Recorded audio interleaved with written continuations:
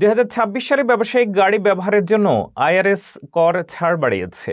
নতুন রেট অনুযায়ী ব্যবসায়িক উদ্দেশ্যে গাড়ি চালালে প্রতি মাইল ৭২.৫ সেন্ট পর্যন্ত ছাড় পাবেন।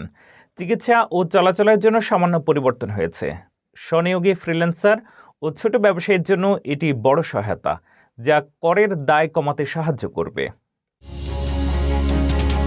যুক্তরাষ্ট্রের আয়কর দফতর ঘোষণা করেছে নতুন বছরে ব্যবসায়িক গাড়ি ব্যবহারের প্রতি মাইলের খরচের ছাড় বাড়ছে। নতুন হিসাব অনুযায়ী ব্যবসার কাজে গাড়ি ব্যবহার করলে প্রতি মাইল ৭২.৫ সেন্ট পর্যন্ত কর থেকে ছাড় পাবেন। এটি স্বনিয়োগী ফ্রিল্যান্সার, গিগ কর্মী এবং ছোট ব্যবসায়ীদের জন্য বড় সুবিধা। মানে কাজের জন্য গাড়ি ব্যবহার করলে এবার আরও বেশি টাকা বাঁচাতে পারবেন। চিকিৎসা বা চলাচলের জন্য গাড়ি ব্যবহারের হার সামান্য কমানো হয়েছে। তবে দাতব্য কাজে গাড়ি চালালে প্রতি মাইল ১৪ সেন্টের হার আগের মতোই থাকবে।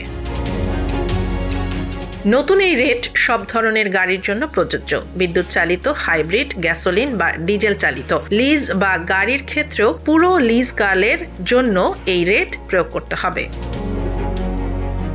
আইআরএস জানিয়েছে স্ট্যান্ডার্ড মাইলেজ রেট প্রতি বছর খরচ ও মুদ্রাস্ফীতি অনুযায়ী আপডেট করা হয়। এই পরিবর্তনের মাধ্যমে ব্যবসায়িক চিকিৎসা বা চলাচলের খরচ সঠিকভাবে হিসাব করা সহজ হবে।